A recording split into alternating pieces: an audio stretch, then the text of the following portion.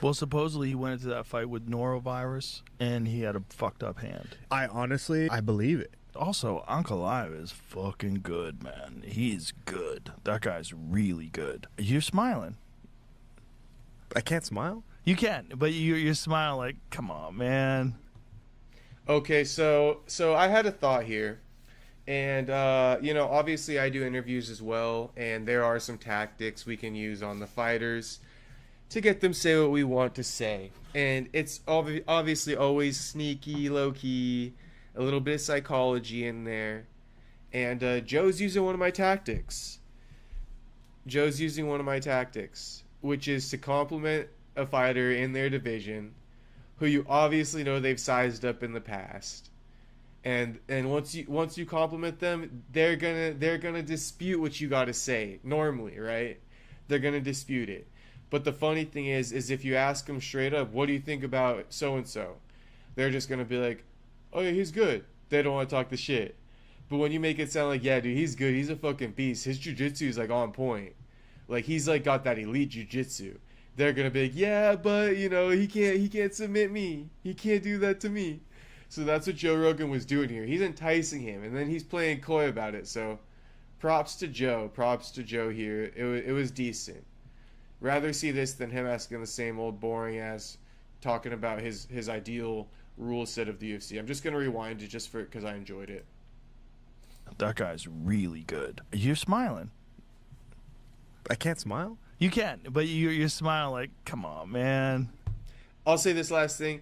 Joe, he sold it too quickly. Joe should have just looked at him and let it be. And while Khalil smiled at him, he should just be like, he's good, huh? Joe got nervous. You can't get cold feet with this tactic. I'm just smiling. What is your opinion on Ankalaev? See what I mean? Then the truth comes out. What's your opinion on Ankalaev? Joe got cold feet there. That's funny to me. But also, I won't blame him because he usually relies more on genuine conversation. For me, my interview style, I go for both. Genuine conversation, but you gotta get them to say certain things. I don't have one. You don't have any opinion at all? No. I keep stopping it, but it's like, Joe ruined it, bro. What's your opinion? You just gotta sit there. You gotta sit there. Just wait for him to respond. It's like poker, bro. God, I wish I didn't say that, but it is. Free game. No, not one. No, because he's the champ. Okay. I get it. Yeah. Let's go back to Alex. Yeah.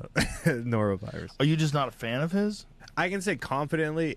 That was real for Joe right there. See, that's where Joe was able to pick up the pieces with his genuine conversation, because then he just got interested. Am I a fan? Absolutely not. As a human or a fighter? Great question. Both. Okay. So have you had bad interactions with him as a human? He just talks shit, and I hate people that talk shit. Like, dude, I just don't like it. I don't like people who talk shit for no reason. Bro, the way Khalil said it, like, I don't like it, bro. I just don't like it. It's like, ooh, that shit irks him. You can tell. Like, the way his voice changed for a second. The word on the street with Khalil is that he's pulled up to gyms. When fighters talk shit to him, he's just straight pulled up to the gym and said, let's run it.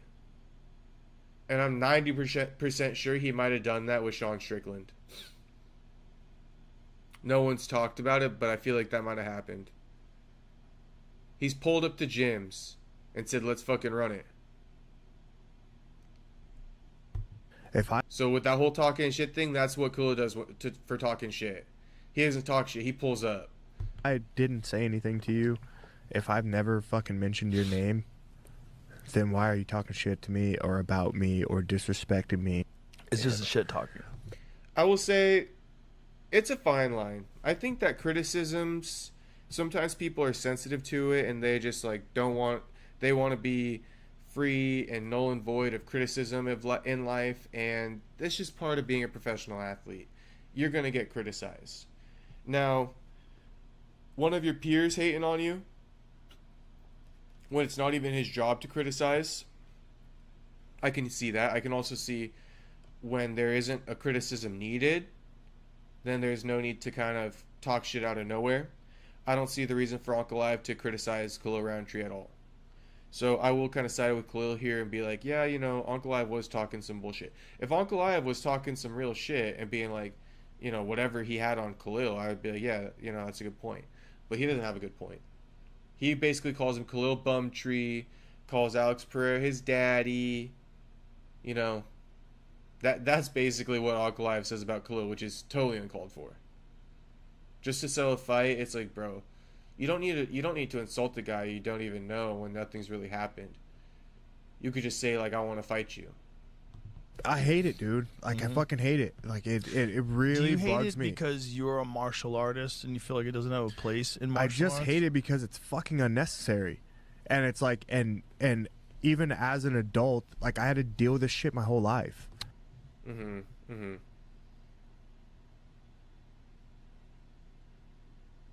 Poor Khalil, man. He was like a fat kid, for those of you guys that don't know. So he was super quiet, and I think he was he let a lot of bullying slide for a long time. So it's a little bit of trauma that comes back when it happens.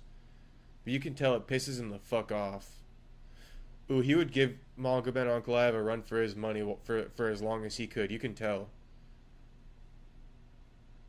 Right. He's just in that division where, dude, Ankalaev and Prohaska, they're ready for it. They're fucking ready for it. And it's a fucking toxic way of fucking being, and it's passing along through social media, and kids are fucking getting beat up for it. Yep. And we're fucking grown men. I don't know about the kids getting beat up for it. Obviously, there's bullying that happens on social media, and kids see each other, but that has nothing to do with the UFC. On a large platform where people are looking up to us for many different things, and they envision us as these fucking gladiators, and this is what you're choosing to do as we have a responsibility. I feel like to that point, I will say this. I wish that sometimes the fighters would pay less attention to the talking, to the making the videos, Corey Sandhagen to some degree, and just worry about posting training footage, bro. If you are elite at training, people want to see it, man. It's like a guy in the gym that could bench 3 plates. It's like Floyd Mayweather when he was on the heavy bag, or like when he was working the speed bag. Like, if you can do it better than others, we're just sitting there watching it. You know, mesmerized by that shit. Shadow boxing, if it's good, if you got a good jump rope routine, show that shit. It doesn't always have to be, you know, like a promotion type thing. Like, your skills can pay the bills all fucking day.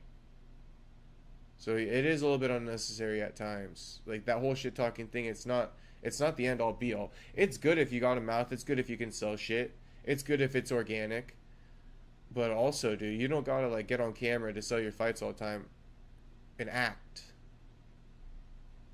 As athletes, as champion. Because my point is that kids look up to fighters, not for like the shit talking necessarily. A lot of the kids or fighters looking to get into the sport look up to them for the training, for the athleticism, for the motivation. You know, so Khalil does have a point there.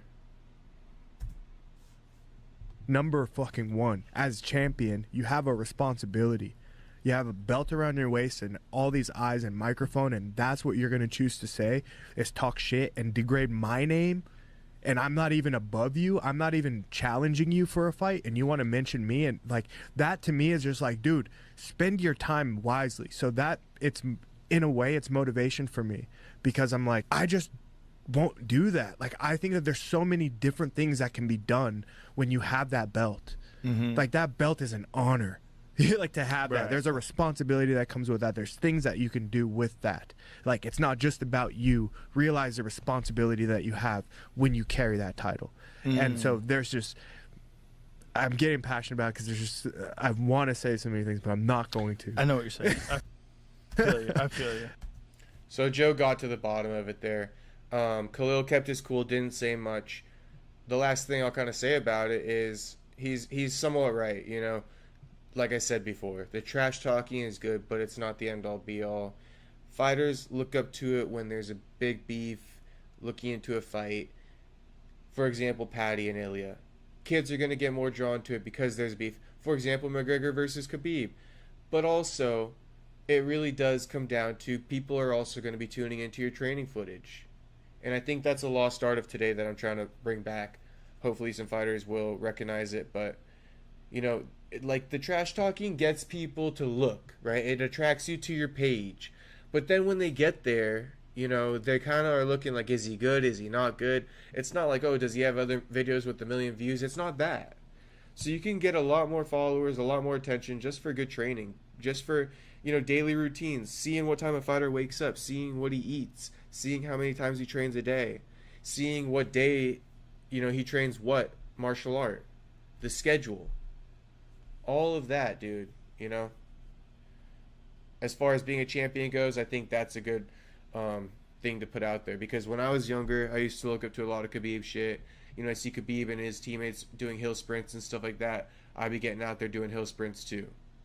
It just is what it is.